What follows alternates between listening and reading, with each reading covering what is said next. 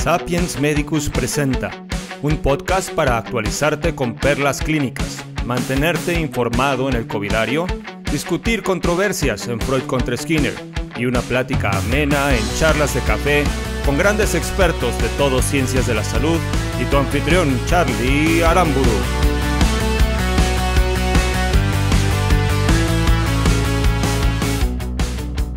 Comenzamos este nuevo episodio de Sapiens Medicus Radio con el segmento de perlas clínicas, y en esta ocasión tenemos un tema que ha estado en boga en estos últimos meses debido a la pandemia y algunas otras cuestiones. El invitado que tenemos es un experto, él viene por la Universidad Autónoma de Nuevo León, se formó como médico en esa universidad, hizo su especialidad en urgencias en el IMSS. Además tiene una especialidad en medicina crítica en el Hospital San Angelín y está actualmente realizando su posgrado en terapia intensiva cardiovascular y posquirúrgica. Uno de sus últimos artículos, publicaciones donde está él como coautor, es reanimación cardiopulmonar en pacientes con enfermedad por COVID-19 en el ambiente hospitalario, por la Revista Mexicana de Anestesio. Entonces démosle la bienvenida al doctor Arturo Garza de la Maza. Bienvenido, doctor, ¿cómo estás? Muchas gracias, Carlos, por la invitación. Muy amable, muy contento de poder compartir contigo un poquito de información de un tema que está ciertamente en boga. El ECMO en los últimos meses ha tenido, en relación a la pandemia, un auge muy impresionante, donde se vuelve una herramienta que puede rescatar a ciertos pacientes, y es importante que conozcamos qué tipo de pacientes y cuáles pacientes son los que se pueden beneficiar de esta terapia. Claro. ¿En qué consiste el ECMO para nuestros radioescuchas, doc? Mire, en palabras sencillas hay que explicarlo. El ECMO es un soporte circulatorio o un soporte respiratorio, dependiendo de la modalidad en cómo lo pongamos. ¿Ok? Le puede dar soporte a corazón o le puede dar soporte a pulmón. Eso es muy importante que lo tengamos bajo ese enfoque. Puede tener soporte circulatorio, es decir, para corazón, y soporte para pulmón al mismo tiempo. Es posible, es una modalidad que se conoce como veno-arteriovenoso. Entonces, esta, dependiendo de la patología de base del paciente, es la decisión. Hay muchas controversias respecto a si es una tecnología de sí o no salva vidas, y hay que tener una consideración. Los primeros estudios de ECMO fueron, hay varios estudios, entre ellos el César, el Eolia, varios trials, donde marcan una mortalidad alta, pero caray, son pacientes que de por sí ya tienen una mortalidad muy alta. Sentenciar el ECMO en lo que se benefician o no, es decir, si a mí me dicen que tengo un 50% de probabilidad de sobrevivir y soy un paciente candidato a ECMO, yo diría pónganme. No hay suficientes estudios, no hay suficientes cantidad de pacientes sometidos a ECMO en el mundo ahorita como para poder decir si se beneficia, tiene una mortalidad de menos del 50%, háganlo. Entonces esa es cierta controversia. Algo que me gusta mucho mencionar es, no podemos comparar, por ejemplo, un celular de aquellos bloquecitos que teníamos cuando éramos jóvenes con un celular actual.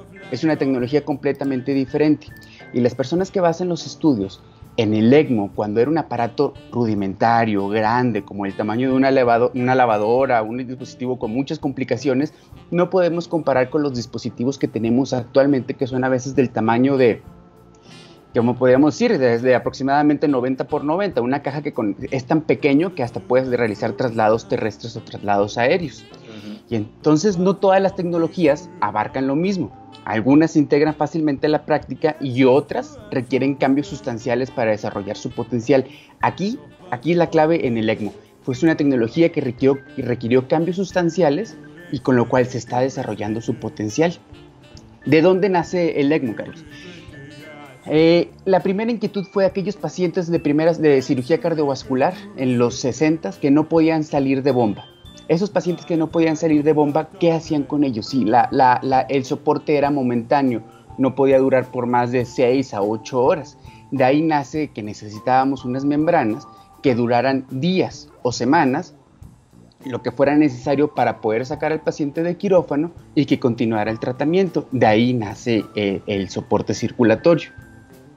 Y la clave del éxito en los diferentes equipos de ECMO que ya hay en México es que sea multidisciplinario. Es decir, yo lo veo de manera analógica como si fuera un gran equipo de superhéroes, los Vengadores, por decir así, donde tienes al intensivista, tienes al cirujano cardiovascular, al angio, al cardioanestesio, al enfermero perfusionista, al urgenciólogo.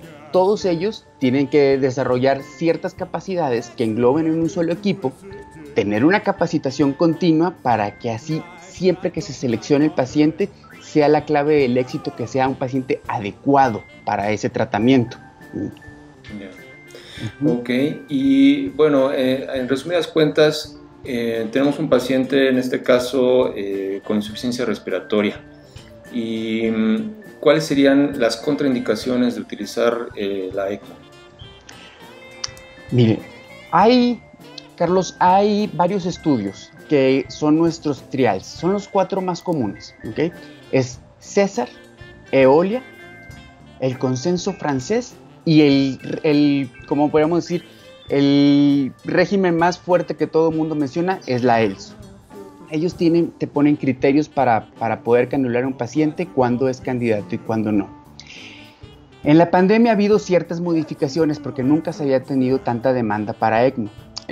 Creo que en este momento la EuroELSO es el organismo que más pacientes ha sometido durante la pandemia. Un solo doctor mencionó, que es muy famoso en las redes sociales, te lo recomiendo mucho, Jordi, mencionó que al mismo tiempo ha tenido entre 15 a 20 pacientes sometidos a ECMO. Es algo impresionante, no me quiero imaginar cómo es. De hecho, el tener un solo paciente en ECMO es desgastante. Muchas personas consideran que a lo mejor nada más es poner la circulación y sentarte a esperar a que el pulmón se repare. En absoluto, muchas cosas pueden salir mal. Entonces, la primera indicación, la más importante, es que si tú vas a meter un paciente a ECMO venovenoso para soporte respiratorio porque falló a la ventilación mecánica, es que ese paciente tenga menos de 7 días. Ese podríamos decir que es la clave de oro para que tú puedas tener una buena tasa de éxito. Nos han presentado pacientes con 15, con 20 días, con X número de días mayor a 7, y la verdad es que tenemos que rechazar. ¿Por qué? Porque sería canular a un paciente que no va a tener éxito, es decir, no se va a beneficiar de un soporte que es tan invasivo. Okay. Ahorita nos estamos enfrentando a otra realidad. ¿Quién iba a pensar que en ART íbamos a utilizar tanto la ventilación mecánica no invasiva? La ventilación mecánica no invasiva no está considerada en las recomendaciones, no se mencionaba, porque no era habitual que lo utilicemos. Entonces, a los equipos que les presenten pacientes que estuvieron en ventilación mecánica no invasiva, también considerarlo. ¿Okay? Una vez que se activa el equipo ECMO, sabemos que el paciente tiene menos de 7 días de ventilación mecánica. ¿Qué es lo que sigue? Se envía a alguien a que analice las presiones del ventilador. Muchas veces tenemos que ser objetivos, es decir, ¿sabes qué?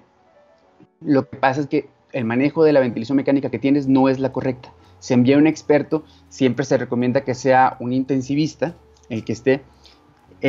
Normalmente el intensivista que activa el equipo con otro intensivista del propio equipo ECMO pueden llegar a poder establecer mejores parámetros de la ventilación mecánica donde el paciente se beneficie y decir, mira, a lo mejor necesitaba solamente estos ajustes y el paciente ya no es candidato, mejoró oxigenación, mejoró CO2, vamos a ver cómo evoluciona. Pero si ya 2 intensivistas fueron emitidos, vieron el caso y vieron que está fuera de protección pulmonar y la ventilación mecánica se convirtió ya en algo dañino para el paciente y es un buen candidato, ahora sí es donde se activa el equipo ECMO. Y una de las indicaciones más comunes es la relación PaFiO2. Se menciona que una PaFiO2 menor de 50 por 3 horas con FiO del 90, ya optimizada la ventilación mecánica, es candidato. O una PaFiO2 menor de 80 por 6 horas con FiO de 90 es candidato. Que pueda tener, por ejemplo, un pH menor de 7.25 con un CO2 mayor de 65 y una frecuencia respiratoria en el ventilador arriba de 35 por 6 horas, puede ser ya un candidato. El problema también ahorita es que muchos pacientes pueden ser candidatos al mismo tiempo.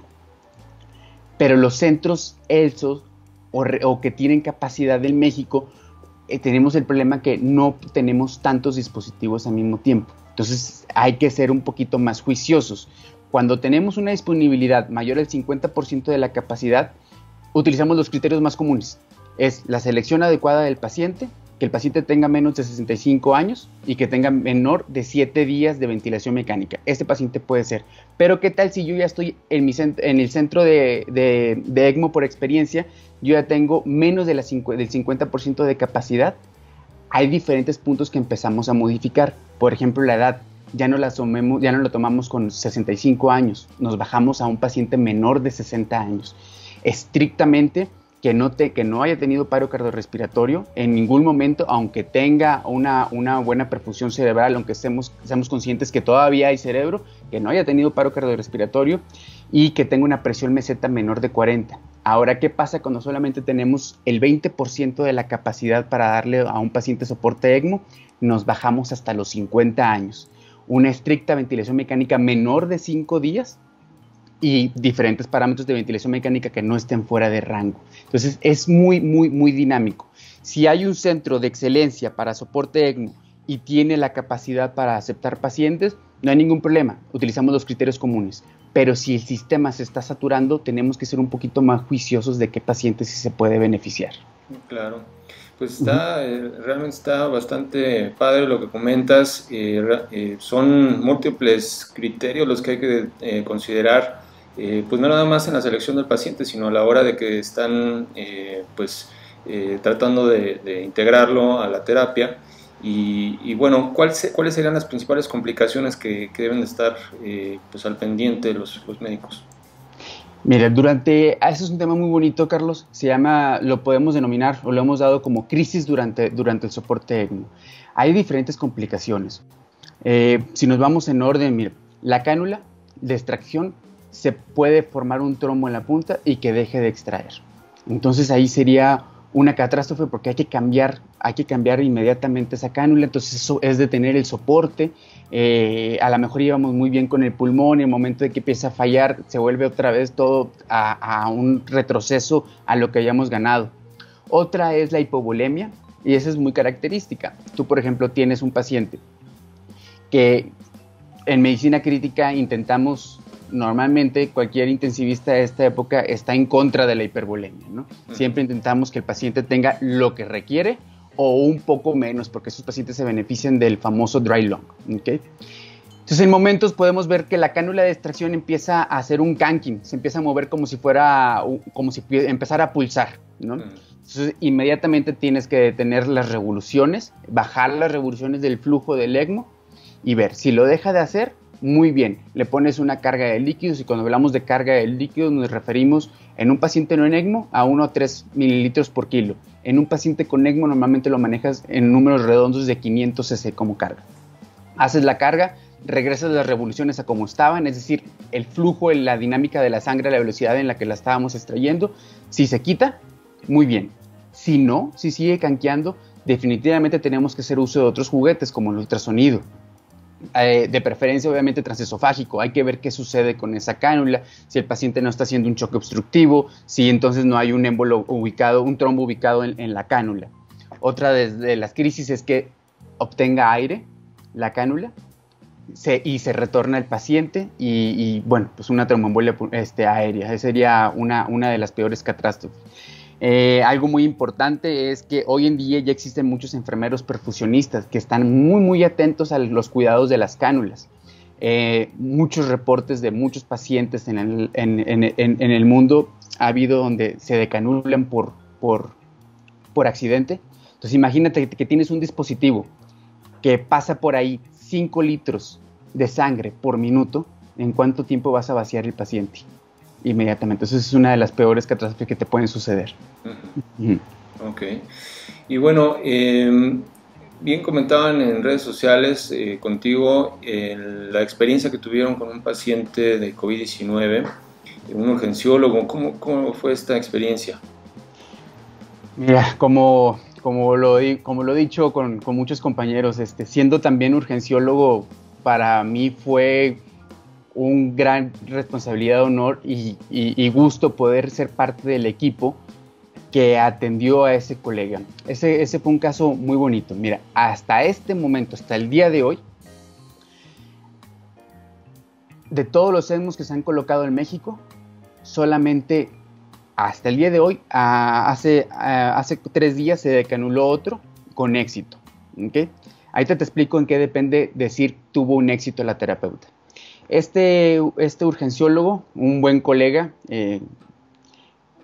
se activó el equipo ECMO de otro estado y se activó de una manera muy correcta. Lo intuban, se dan cuenta a las pocas horas que no pueden optimizar la ventilación mecánica y se presenta al Instituto Nacional de Cardiología. El Instituto Nacional de Cardiología tiene un código como podemos decirlo, hasta muy bonito como código de honor, de colaborar con los doctores que están teniendo complicaciones asociadas a la pandemia. ¿Okay? Se presenta con nosotros, llega al Instituto Nacional de Cardiología y efectivamente el equipo ECMO lo evalúa, se ve que no se puede optimizar la ventilación mecánica, que no hay para dónde, entonces se canuló. Esa fue una canulación femoroyugular en soporte ECMO venovenoso, obviamente para soporte por ARDS por COVID, y duró 36 días en soporte. Fue un largo camino, con muchas complicaciones, con diferentes estados de ánimo, donde parece que todo iba muy bien, de repente teníamos muchos retrocesos, creíamos que ya la teníamos perdida, todos empezábamos a aportar, se hace un equipo multidisciplinario. Creo que de los equipos más multidisciplinarios en los que he estado es ahí en el instituto, donde todas las mañanas, todas las especialidades nos reunimos en un auditorio y analizábamos qué es lo que tenemos que hacer con el colega urgenciólogo. Llega el servicio de hematología, llega el servicio de cardiología, nosotros los intensivistas, el infectólogo, y todos configurábamos la mejor tratamiento tasa para nuestro colega. Después de 36 días aproximadamente empezamos a hacer lo que se llaman los trial-off, es decir, hacer pruebas para el retiro de ECMO. Viendo que el pulmón se empezó a recuperar, decidimos retirar el soporte y despertar al paciente, y fue un gran logro que haya podido sobrevivir no nada más a la decanulación, Carlos, porque te explico.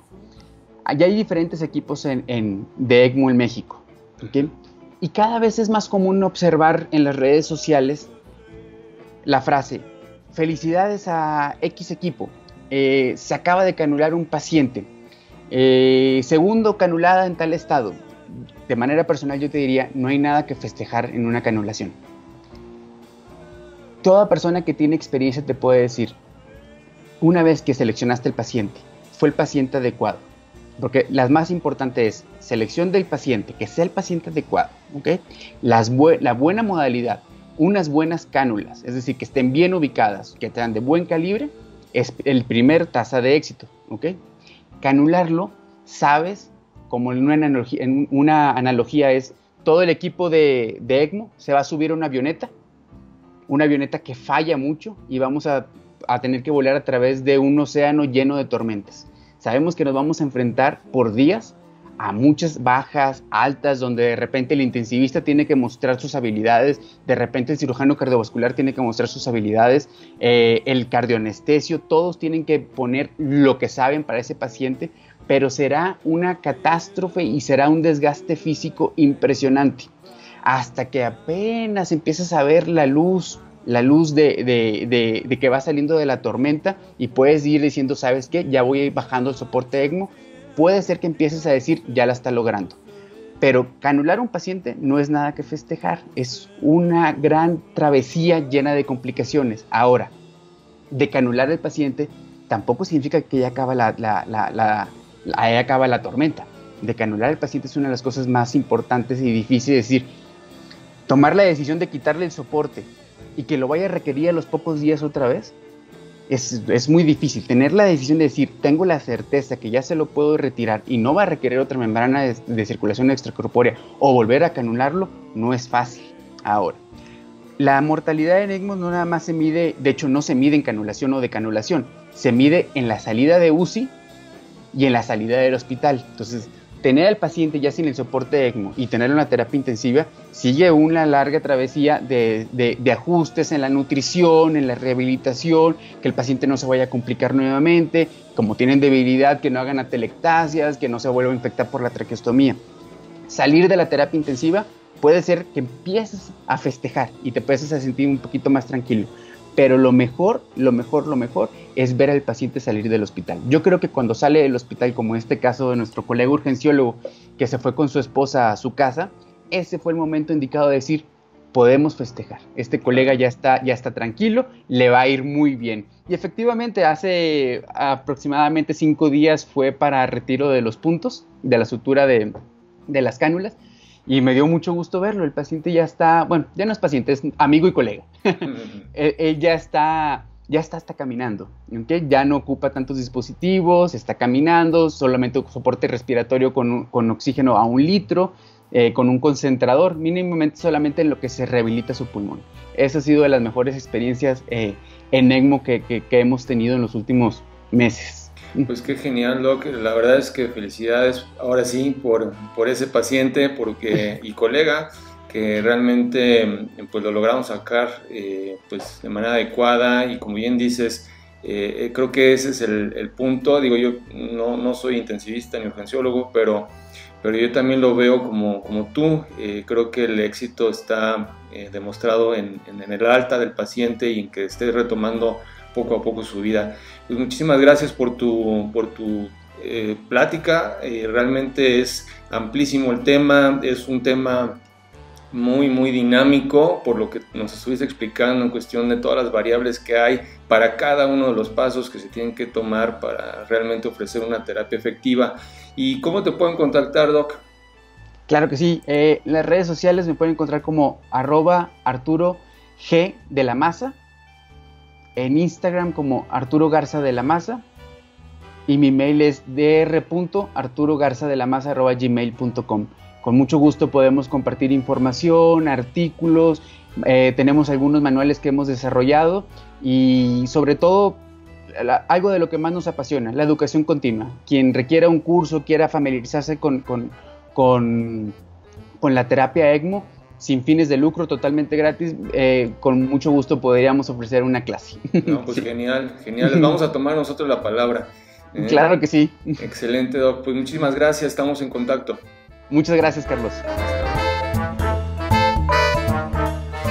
Continuamos con el episodio de hoy con la sección de Covidario, y en esta ocasión vamos a hablar de un tema, pues creo bastante interesante para muchos que se encuentran atendiendo pacientes con COVID-19. En esta ocasión nuestra invitada, ella es médico por la Universidad de Guadalajara, tiene la especialidad en reumatología también por la Universidad de Guadalajara, y está certificada por el Consejo Mexicano de Reumatología. Fue reconocida de hecho como el mejor resultado en el examen de certificación del occidente del país, y actualmente brinda atención a pacientes con COVID-19 en el Hospital Soquipan de Guadalajara, y es subdirectora médica en la Clínica 3 del ISSSTE. Le damos la bienvenida a la doctora Ivette Calderón Espinosa, mejor conocida como la doctora Pataki. Bienvenida, doctora, ¿cómo estás?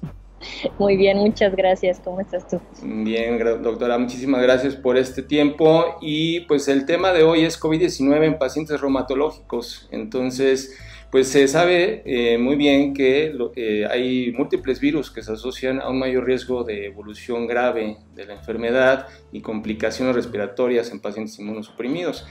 ¿Cómo es el caso de los pacientes que están en tratamiento con los DMARDs o fármacos modificadores de la enfermedad y SARS-CoV-2? Ok, fíjate que esta pregunta fue una de las primeras dudas que nos surgió a nosotros como reumatólogos, porque pues hemos pasado por muchas partes del conocimiento de este virus, ¿no? Entonces inicialmente obviamente todos pensábamos en la parte nada más infecciosa y decíamos, bueno, pues finalmente es una infección viral que suele complicar principalmente el aparato respiratorio, y obviamente la tendencia inicial o la incertidumbre era ¿qué hacemos? Nuestros pacientes tienen mayor riesgo, les quitamos el medicamento, les bajamos las dosis. Oye, pero ¿y qué pasa si se complican entonces de la enfermedad de base? Van a terminar en el hospital y entonces el riesgo de exponerlos es mayor. Entonces, desde un principio, los reumatólogos generalmente estamos amparados por 2 grandes grupos en cuanto a las decisiones que se toman. Un grupo es el grupo americano, que es la Academia Americana de Reumatología, el Colegio Americano de Reumatología, que es el ACR, y tenemos también el Colegio Europeo, que es el que conforma el EULAR. Entonces, ambos sacaron una determinación muy al principio, por allá por marzo, y a lo mejor no tenían claro nada, pero algo sí tenían bien claro: no suspendas y no le cambies el tratamiento a los pacientes reumatológicos. ¿Por qué? porque al final, valorando el riesgo-beneficio de que un paciente se complicara de la enfermedad y por el tipo de enfermedades que manejamos, si ese paciente te caía en el hospital y ahí obviamente tenías que manejarlo de manera más agresiva con inmunosupresores por una enfermedad que se complica, pues entonces el riesgo era mayor para el paciente. Entonces la indicación en un principio era manténlo con el mismo tratamiento, no le cambies nada, pero manténlo aislado. Era pídele que no salga de su casa, pídele que se considere una persona inmunosupresa y que se mantenga lo más alejado posible de las áreas de contagio y de las áreas de alto riesgo. Entonces eso realmente no se ha modificado. Ahorita se han emitido ya recomendaciones más recientes, tanto por parte de ACR como de OLAR, y la recomendación sigue siendo exactamente la misma, que es no le suspendas el tratamiento.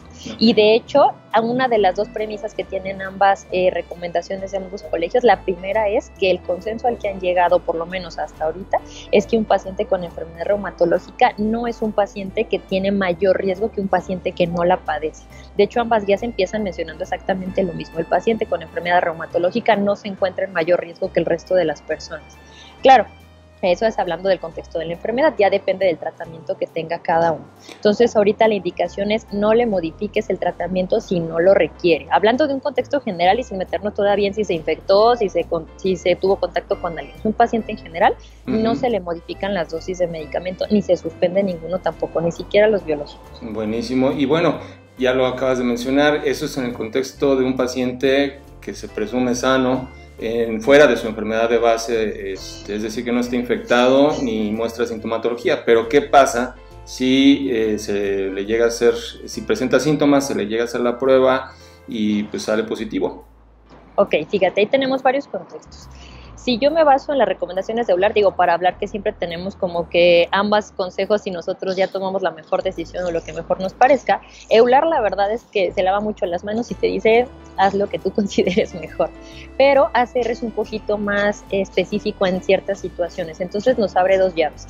Una llave es el paciente que tiene contacto con una persona que ya se conoció enferma. Es decir, ¿sabes qué? Acabo de salir positivo y la persona tuvo contacto con ese caso positivo pues en días recientes, ¿no? Entonces ahí la indicación es, tienes dos opciones. Le puedes hacer la prueba si quieres para saber si el paciente es positivo, si es portador, o puedes esperarte y vigilarlo a ver si desarrolla sintomatología.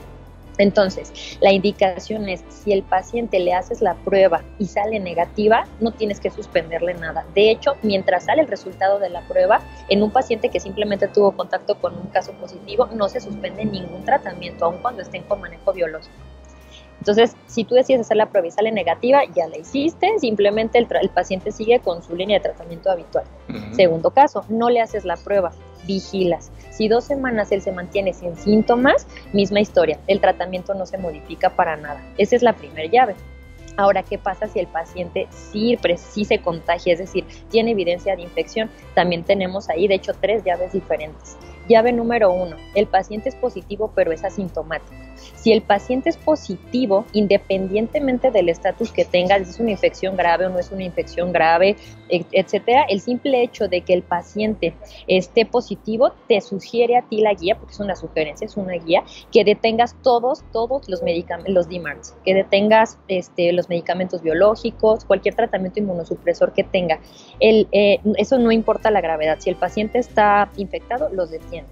Hablamos incluso de los medicamentos, de los DMARDs que son sintéticos, no los biológicos. Los únicos que sí tienes permitido dejar, aun cuando el paciente esté infectado, independientemente de la gravedad, es cloroquina, si el paciente la está tomando, y la prednisona, si el paciente la está tomando. Eso es lo único que puedes continuar, ¿sale? Ahora, ese es el contexto del paciente se infectó y no tiene síntomas. Ahora, el paciente se infecta y tiene síntomas, pero los síntomas son leves. Misma historia, suspendes los DMARDs. Nada más depende de en qué momento los reinicies, que me imagino que de eso vamos a tratar el tema después. Y hay un tercer contexto que es el paciente se infecta, tiene síntomas graves, una neumonía muy severa y cae en el hospital. Obviamente también se suspenden en ese contexto los DMARDs, pero también tiene una instrucción diferente para reiniciar el tratamiento. Entonces, nada más recapitulando, si el paciente ya tienes la prueba de que está positivo, independientemente de la sintomatología, detienes los DMARDs y los únicos que están como aprobados o sugeridos que no suspendas, porque no puedes suspender todo de tajo, son glucocorticoides, si los toma, y cloroquina, si es que la toma, ¿sale? Sobre todo hablando de que pues obviamente sabemos que los glucocorticoides no se pueden detener abruptamente, porque entonces el efecto que le vas a causar de supresión es a nivel del eje de los corticoides, pues va a ser peor y va a ser catastrófico. Claro. Los síntomas que le va a dar van a ser 1000 veces peores. Y en ese caso en particular, ¿se continúa a las mismas dosis? ¿Se realiza un destete o cómo es que sucede ahí? Fíjate que ahí la guía sí te dice, trata de utilizarlo a la menor dosis que puedas si realmente lo necesitas. Entonces, si el paciente está tomando dosis bajitas, tú lo puedes mantener en dosis bajitas, o si tú realmente ves que la enfermedad está inactiva, puedes empezar a destetarlo para quitárselo sin problema. Ahora, ¿qué pasa si es un paciente pues que tiene una enfermedad o una actividad grave de cualquier tipo de enfermedad y que esté en dosis altas de corticoide? Ahí es diferente el contexto, porque te digo, en el contexto en el que tú le quitas el corticoide o lo empiezas a disminuir, vas a tener no solamente el caso de la enfermedad, que es el COVID, sino que aparte vas a tener una enfermedad reumatológica que seguramente se va a exacerbar todavía más. Y no te olvides de la parte más importante, el principal detonante de que una enfermedad autoinmune se prenda cuando ya está apagada es un contexto infeccioso después de una persona que no se apega al tratamiento. Entonces imagínate, te voy a poner un ejemplo, tienes un lupus y pues híjole, apenas lo detectaste hace 2 semanas, lo estás manejando una nefritis lúpica y lo tienes con altas dosis de cortisona porque lo estás llevando a la remisión, lo estás induciendo a la remisión y pum, se infecta de COVID. Entonces tú dices, chin, ¿qué hago? Y está con 50 miligramos de prednisona. Si tú le bajas la prednisona, el contexto del COVID automáticamente, por ser un proceso infeccioso, te va a ser un potencial trigger para que la enfermedad de por sí empeore. Entonces tú tienes que valorar ahí, dependiendo del caso de cada paciente, si vale la pena o no bajar la prednisona. Pero si la enfermedad está prendida, pues te aguantas y le manejas simultáneamente el resto del contexto infeccioso. Ok, y en el caso, por ejemplo, de lo que decía la OMS hace unos meses, ¿no?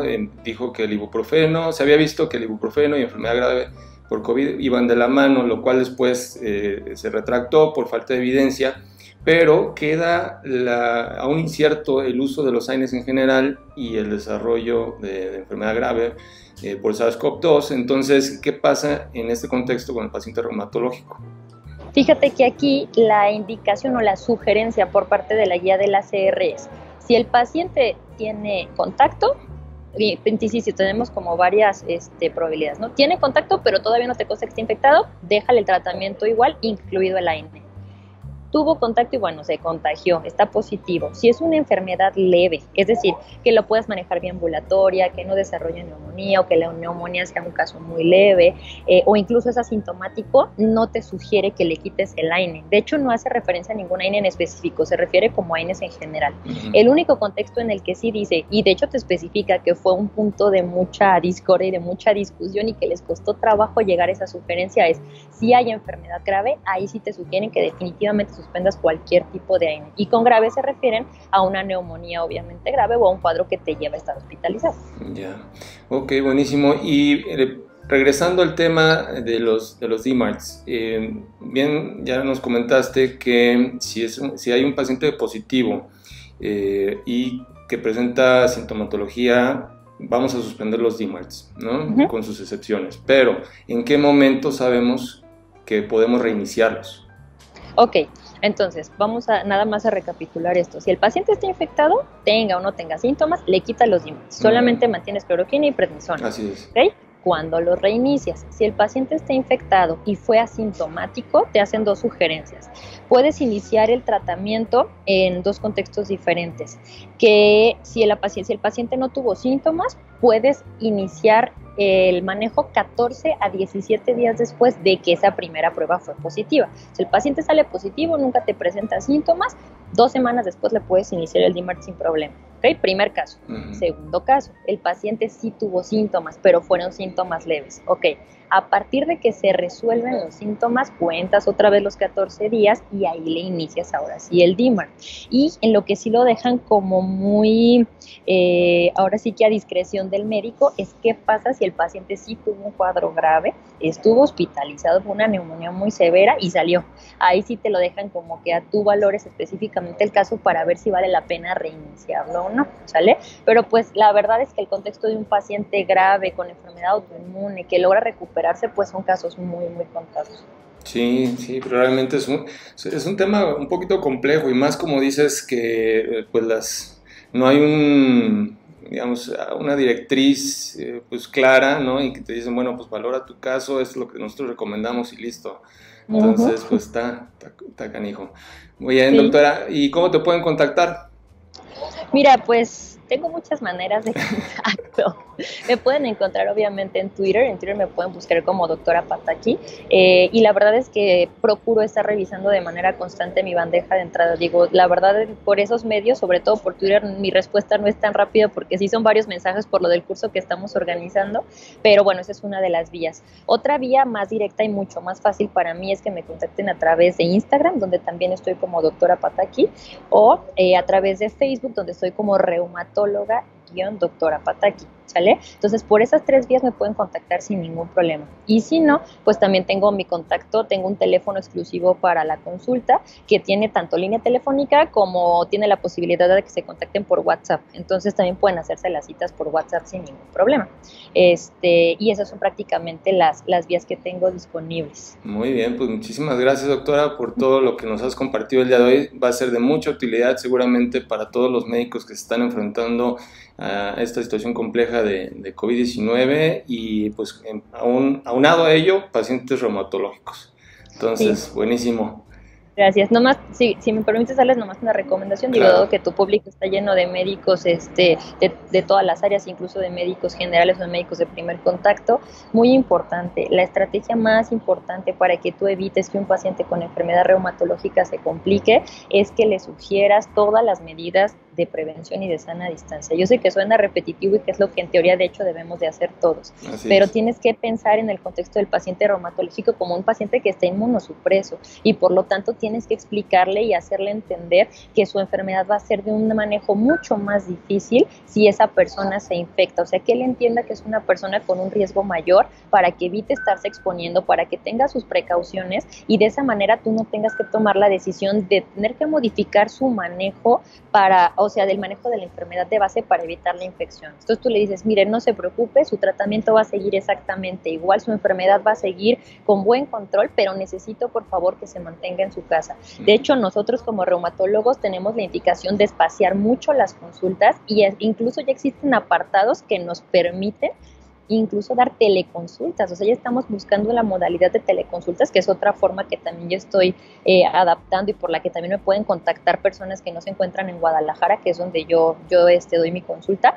Tengo la opción de dar teleconsultas a cualquier parte del país y es otra de las ventajas que ya se permiten en estos tiempos y una de las adecuaciones que hemos hecho, contactar a los pacientes vía virtual para evitarles el contacto, evitarles el traslado e incluso disminuir la frecuencia con la que hacen exámenes de laboratorio si no es necesario, sobre todo porque son pacientes así inmunosupresos. Claro, pues son recomendaciones buenísimas que seguramente deben prestar mucha atención todos aquellos que nos escuchen y pues que se pongan en contacto con la doctora Pataki, ¿vale? Muchísimas gracias, doctora, gracias. Pues estamos en contacto. Perfectísimo, claro que sí, muchas gracias, saludos a todos. Gracias. Cuídense. El mundo evoluciona demasiado rápido. La universidad ya no es suficiente y los métodos de estudio convencionales se han vuelto obsoletos. Sapiens Medicus es el sitio ideal para cualquier profesional de la salud. Te ofrecemos cursos en línea innovadores, con mentorías personalizadas con nuestros expertos, foros de discusión, artículos de revisión, podcast y un sinfín de cosas más. Sabemos lo importante que son tus pacientes para ti y el actualizarte día con día. Sin embargo, tu educación no tiene por qué costarte tanto o estar en otro idioma. Aprende de la mano de grandes expertos del país con un método educativo novedoso, a tu ritmo y tiempos. Con cada curso recibe una constancia avalada oficialmente por las mejores instituciones. Lo mejor de todo, todos los cursos que quieras tomar por lo mismo que pagas en tu plataforma de streaming favorita.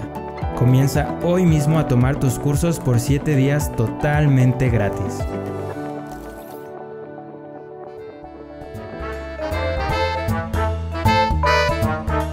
Continuamos con el programa y en esta ocasión para el segmento de Freud contra Skinner tenemos un invitado. Él es licenciado en Psicología por la Universidad de Guadalajara.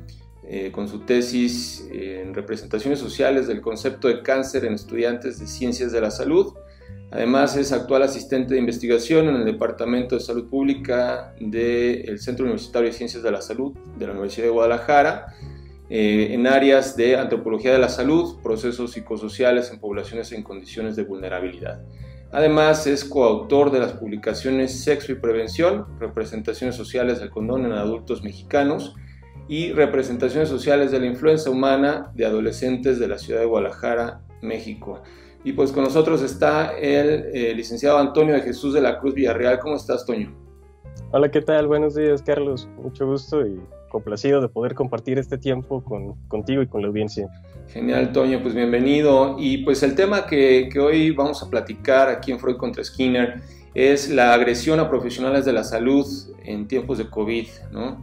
Y es un tema pues bastante álgido, la verdad es que es preocupante, pues no nada más a nosotros como profesionales de la salud, sino en general como sociedad, ¿no? En México hasta el 25 de mayo, por ahí leí, había habido 96 agresiones a profesionales de la salud, y 54 de ellas ocurrieron en la Ciudad de México y 22 en Jalisco.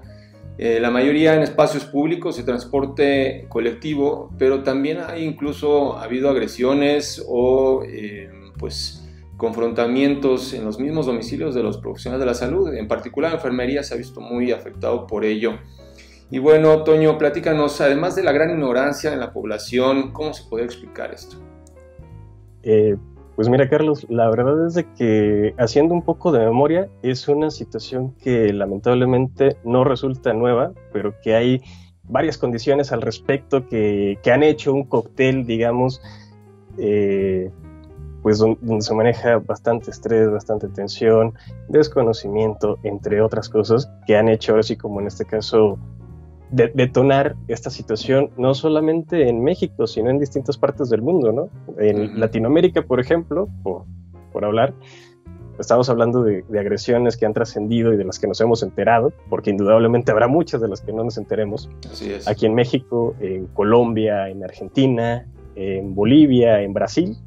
Y bueno, también eso es una situación que no es únicamente del continente de Latinoamérica, ¿no? Sino que también se han presentado agresiones y reconocimientos igual en España, agresiones también documentadas en India. Entonces, sí es una situación que preocupa, evidentemente, pero que ahora sí que no son casos aislados en realidad, sino que obedecen a toda una serie de condiciones que hablan de diferentes contextos, de cómo es que vive la gente y los recursos que tiene para afrontar una situación que resulta completamente nueva, pues para todos nosotros.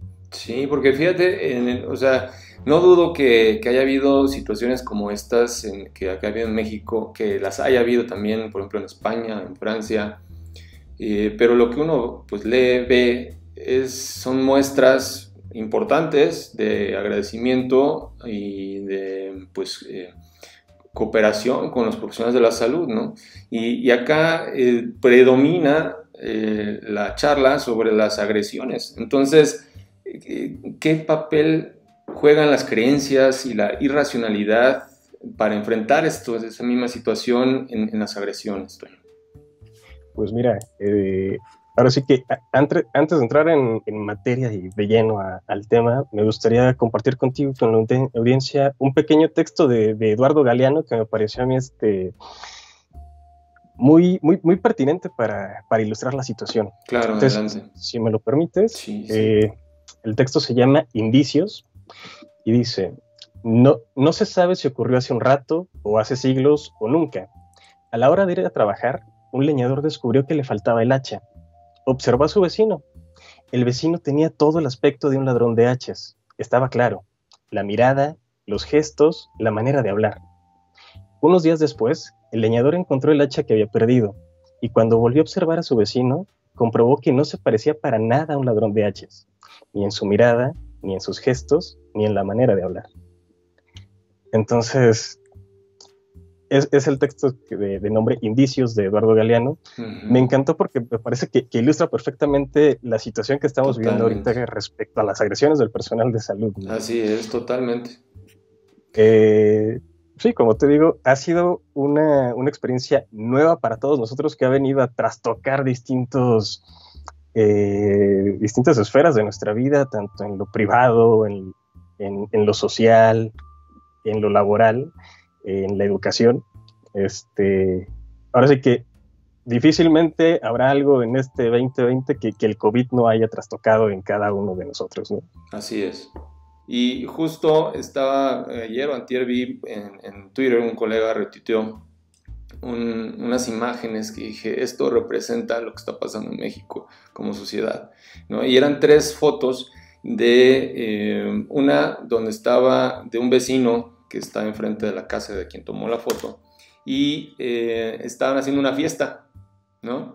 Y luego la segunda foto, una ambulancia, y la tercera foto, un funeral. Entonces, son imágenes durísimas que de veras, o sea, representan la realidad en nuestro país y como sociedad. Y como bien dices, si no podemos con las consecuencias de nuestra responsabilidad, se las estamos achacando a quien nos debe de proteger. Y pues a nuestra opinión está a lo mejor fallando, ¿no? Sí, no, y eso es un aspecto cultural que vamos, difícilmente va a cambiar y que a nosotros muy probablemente no nos va a tocar ver el cómo se puede empezar a asumir la responsabilidad, porque son cambios que llevan bastante tiempo. Y te digo, o sea, así va recapitulando un poco, tenemos el aspecto económico, ¿no? Que pega de diferentes maneras a las familias. El aspecto institucional, donde las personas, el grueso de la población, no tiene acceso a los servicios de salud de una manera pues garantizada, así como tampoco lo del empleo y el salario. De políticas, pues vemos cómo hay un conflicto entre federación, estado, de repente no se ponen de acuerdo, y si es como, híjole, ¿hacia dónde volteas? ¿En dónde encuentras algo de certidumbre en momentos de incertidumbre, no? No, pues a la ignorancia le estás añadiendo la incongruencia, ¿no? Exactamente, tenemos las ambivalencias entre, por ejemplo, la figura de Trump, que si recuerdas en las noticias estaba como, él está en tratamiento de hidroxicloroquina, a pesar de que no está recomendado para estas condiciones, y habla además, ¿no? Uh-huh. O del presidente Andrés Manuel, dice, no, pues yo no voy a usar cubrebocas hasta que se acabe la corrupción en México. Y es como, no, bueno, o sea, cómo se está impulsando una medida obligatoria en varios estados y no se ve una congruencia, y eso termina siendo también fatigante, agotador para las personas, de decir, ¿de qué sirve que yo me cuide si veo que los demás no lo hacen? Sí, pues entonces, justo estaba también, vuelvo a las redes sociales, ¿no? Una colega infectóloga también estaba hablando de lo agotada que se sentía y cómo veía pues a residentes que tenían meses sin ver a sus familiares, de su jefe que estaba prácticamente pues sobreviviendo a la situación y haciendo lo que estaba en sus manos dentro de los recursos pocos o muchos que tuviera. Y o sea, realmente no parece no haber fin a esto, y la gente parece no entender, ¿no? Lo que está sucediendo, el riesgo que hay, y pues no nada más eso, sino que aparte pues sus incertidumbres, su miedo, la incongruencia de los mensajes que escuchan y la desinformación en redes sociales, etcétera, todo ello contribuye al parecer a esta situación en la que quienes se supone estamos cuidando la salud de los demás, pues se vuelve quienes podemos contagiarlos y se vuelcan contra nosotros, ¿no? Tornando toda esa presión que traen, la desfogan con nosotros, y pues ahí eso está gravísimo. Muy bien, Toño, pues muchísimas gracias. Se nos ha acabado el tiempo para el segmento. Fue una plática pues que creo que podría dar para 3, 4, 5 segmentos más y no acabaríamos, pero ¿cómo te pueden contactar para quienes estén interesados en platicar del tema? Pues mira, usualmente en condiciones normales yo les diría a las personas que acuden al módulo donde me encuentro trabajando. No se puede ahora desde la virtualidad, entonces ya les haré llegar mi correo para que aparezca por aquí. Uh-huh. Y puedan escribirme respecto a alguna duda. Como dices, este tema da para muchísimo. Me ha tocado afortunadamente participar y colaborar en investigaciones que se están llevando a cabo ahorita de la representación del COVID en personal sanitario y en población general. también me ha tocado trabajar con información desde Colombia y decir que aquí es donde retomo de nuevo la anécdota de Galeano. Son precisamente los momentos en los que se puede ver al otro como un enemigo, ¿no? Pero recordemos que son las condiciones que estamos viviendo y que van a pasar, y que precisamente, como bien mencionas, la salida o el cambio va precisamente en las relaciones de cooperación en lugar de las de competencia, de una relación de horizontalidad, de igual a igual, y no de una jerarquía completamente vertical. Uh-huh. Entonces, sí, son muchos aspectos institucionales, culturales que van a permear. Y bueno, ya les haré llegar entonces mi contacto para que me puedan escribir ante cualquier comentario, duda o sugerencia. Buenísimo, Toño. Pues estamos entonces en comunicación y te agradecemos pues tus palabras y el que hayas compartido esto con nosotros. Cuídate mucho. Igualmente, mucho gusto. Igualmente, hasta luego. Hasta luego. Continuamos en este programa con el segmento de charlas de café y en esta ocasión tenemos a una invitada. Ella es biotecnóloga por la Universidad Autónoma de Querétaro, maestra en biología molecular por el Instituto Potosino de Investigación Científica y Tecnológica.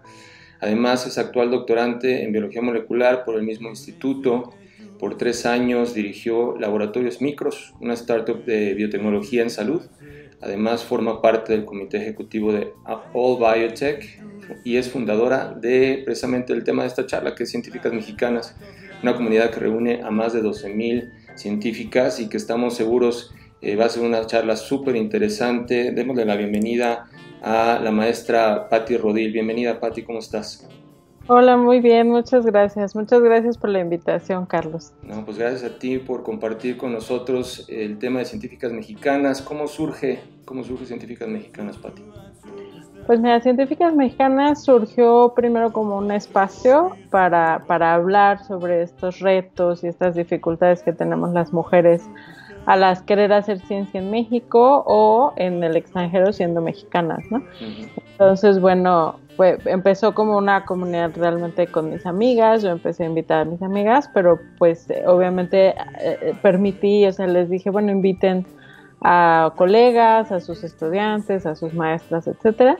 Y la comunidad ha crecido ya, como comentaste, a más de 12,000 científicas que ya forman parte. Y bueno, a partir de esa comunidad han surgido distintas iniciativas que ya no solo están dentro de la comunidad, sino que también van hacia público general. Ya. Sí, porque fíjate que en tu página comentas que bueno, en México solo 1/3 parte de los científicos son mujeres y que no nada más eso, sino que las científicas pueden percibir hasta un 30% menos que un hombre en el mismo puesto, lo cual ya se conoce en otros ámbitos, pero en el ámbito de la ciencia pues es aún más relevante para nosotros como profesionales de la salud.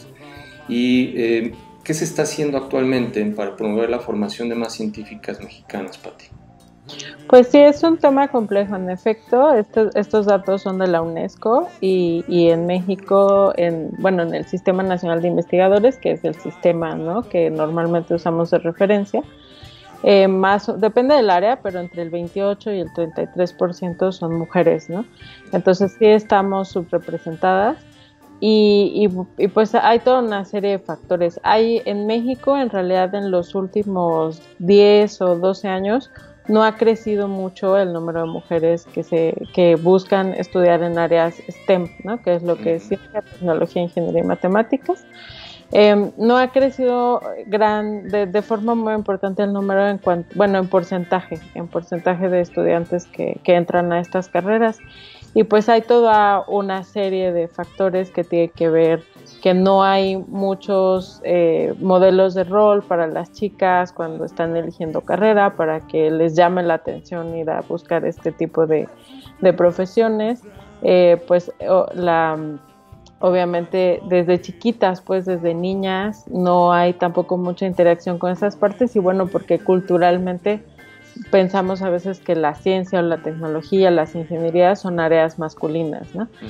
Entonces desde la casa, desde el hogar, la familia, los maestros suelen impulsar más a las mujeres a ir hacia áreas pues más sociales, artísticas, que en realidad hacia áreas de ciencia y tecnología.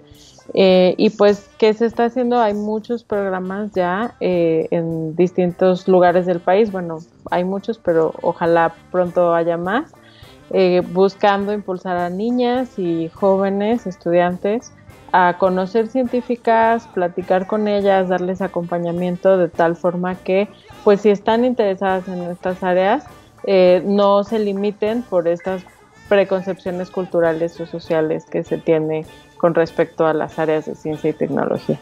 ¿Les pareció entonces que ese es actualmente uno de los principales retos, ¿no? La cultura, y que tenemos que, pues, desde temprana edad, pues, ofrecer las opciones y hacerlo algo atractivo? Porque precisamente antes de la pandemia, de que iniciara todo este show de COVID-19, estaba álgido el tema, ¿no?, de equidad de género y empoderamiento de la mujer. Y lo que a mí se me hace muy curioso es que no se toque el tema de ciencia y tecnología como un camino para llegar a ello. ¿Cuál es, tú cómo ves, como aparte, pues, de la introducción desde temprana edad, qué otros retos existen para lograr hacer visible este problema? Pues mira, uno de los retos con los que precisamente nos enfrentamos al empezar esta comunidad de científicas mexicanas fue que de entrada es muy difícil hablarlo porque hay mucha resistencia en la comunidad científica para aceptar que existe un problema. Entonces el inicio de Científicas Mexicanas surgió por esto. Yo empecé a preguntarme, en realidad, yo personalmente siento que no he tenido un camino tan difícil para llegar allá, porque sí tenía yo modelos de rol en mi familia y científicas, he tenido el apoyo de mi familia y también de mis profesores, pero hay muchas que no. Entonces yo empecé a hacer estas preguntas en espacios mixtos y había mucha resistencia y una respuesta muy negativa de parte principalmente de hombres, aunque también de algunas mujeres. Entonces por eso empezó esta comunidad exclusiva donde dije, ok, bueno, las mujeres vamos a hablar de esto porque en realidad sí existen estos retos y estas dificultades y no es posible que no lo podamos hablar sin recibir insultos, burlas, etcétera, ¿no? Entonces, en la comunidad, siendo una comunidad tan grande, pues hemos visto, nosotros tenemos una iniciativa que es específicamente enfocada hacia violencia de género en ciencia y ellas están haciendo, pues, investigación dentro de la comunidad de cuáles son estos retos más importantes. Y algunos de los que nos hemos encontrado que se reportan más es, pues, la conciliación de maternidad con profesión para poder continuar ya sea estudios o acceder a plazas porque son mamás o porque tienen planeado ser mamás.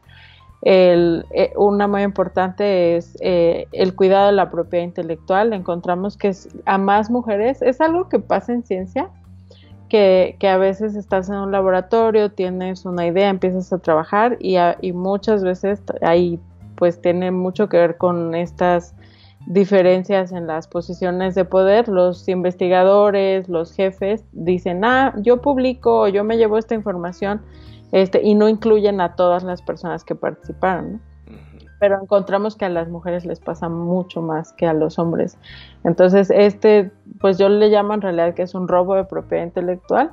Eso limita que después tengan, pues, artículos, visitas en congresos, etcétera, y eso eventualmente pues va también a disminuir las probabilidades de que avancen en sus carreras. Y la otra es que es muy difícil, y esto es en general, no solo es en área científica, pero sí hay estudios en área de ciencias, que las mujeres tienen menos redes de contacto y crean menos redes de contacto para acceder a puestos o avanzar en su desarrollo profesional. Entonces, el hecho de que no haya redes y de que a las mujeres no les lleguen estas oportunidades, ya sea de empleo, de estancias, etcétera, o les lleguen primero a los hombres, pues también las limita en su avance profesional. Entonces, lo que estamos buscando en la comunidad también es esto, crear estas redes y también darles estas oportunidades y estos espacios para que ellas puedan acceder a trabajos, a estancias, a posgrados, etcétera.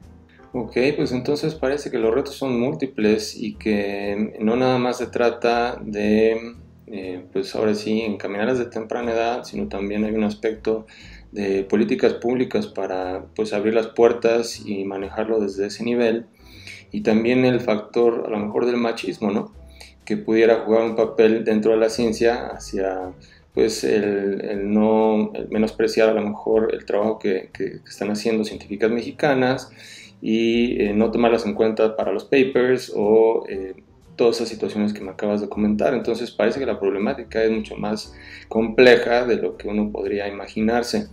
Y bueno, hablando no nada más de puestos de trabajo, que sería un aspecto importante para la ciencia con las mujeres mexicanas, sino el emprender. ¿Qué hay del emprender y cómo podemos impulsar desde pues, nuestra trinchera el emprendimiento en mujeres científicas mexicanas?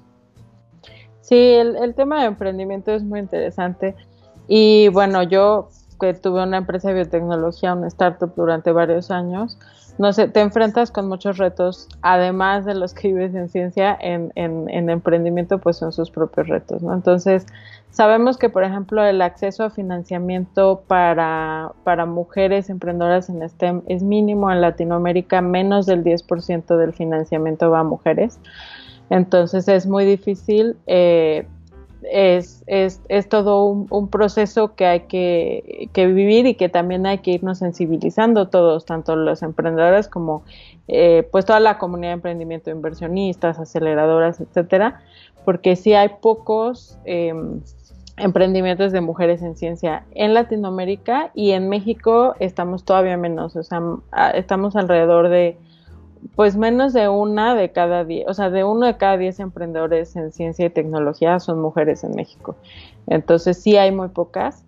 En Científicas Mexicanas lo que estamos haciendo es empezar con una serie de talleres dentro de nuestro programa de mentorías para empezar a educar a las mujeres en temas de emprendimiento, para proteger su propiedad intelectual, para saber cómo iniciar, dónde buscar fondos, etcétera, de tal forma que lo que buscamos es acercarnos también a centros de investigación principalmente, que son pues donde se genera más todo este conocimiento que podría pasar a una etapa de comercialización, y impulsar a las mujeres a que aprendan estos temas, ¿no? Entonces tal vez, o sea, seguramente no todas van a estar interesadas porque pues no todo el mundo puede ser emprendedor, pero sí lo que queremos es que empiecen a conocer distintas opciones. Y en específico, emprendimiento en México en ciencia y tecnología es complicado, porque además no tenemos las bases políticas y legales para poder hacer ese intercambio tecnológico de centros de investigación y universidades hacia empresas o empresas nuevas.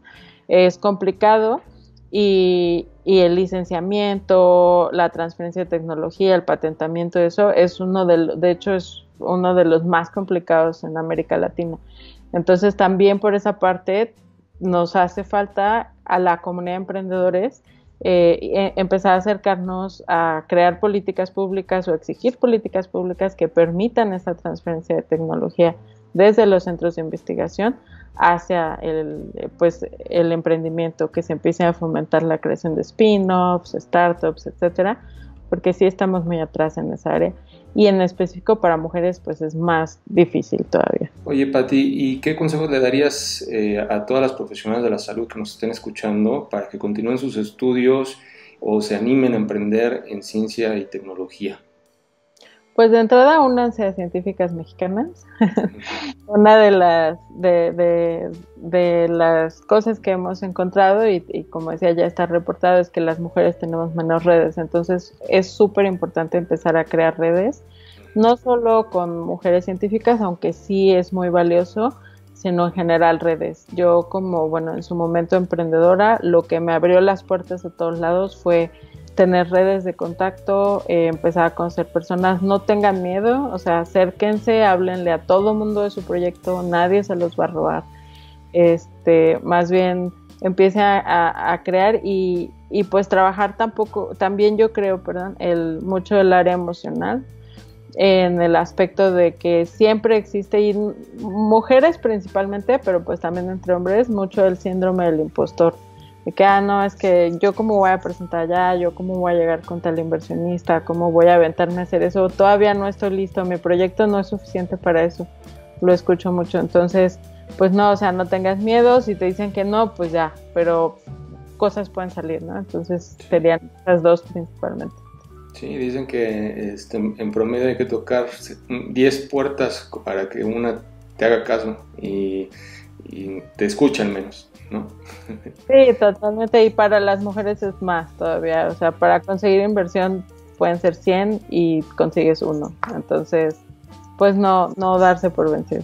Pues buenísimo, Pati, qué bueno que nos platicas todo esto y empezamos por difundir la información, difundir que hay redes para apoyar a las mujeres y que haya más científicas mexicanas. ¿Cómo te pueden contactar, Pati? Bueno, las redes de científicas mexicanas nos encuentran en Twitter, Instagram y Facebook como Científicas MX. Entonces es súper fácil encontrarnos. A mí personalmente me encuentran igual en todas las redes como Pati Rodil, es con Pati con Y y Rodil con L al final. Uh-huh. Y cualquier cosa que necesiten, si quieren platicar, si quieren consejos, asesorías, pues con gusto. Claro, buenísimo, Pati. Pues muchísimas gracias por compartir este espacio con nosotros y seguramente van a llegar, esperemos, mujeres a tu grupo y que puedas apoyarlas para que despeguen su camino a ser científicas mexicanas. Muchísimas gracias. Gracias a ti, bonito día. Gracias.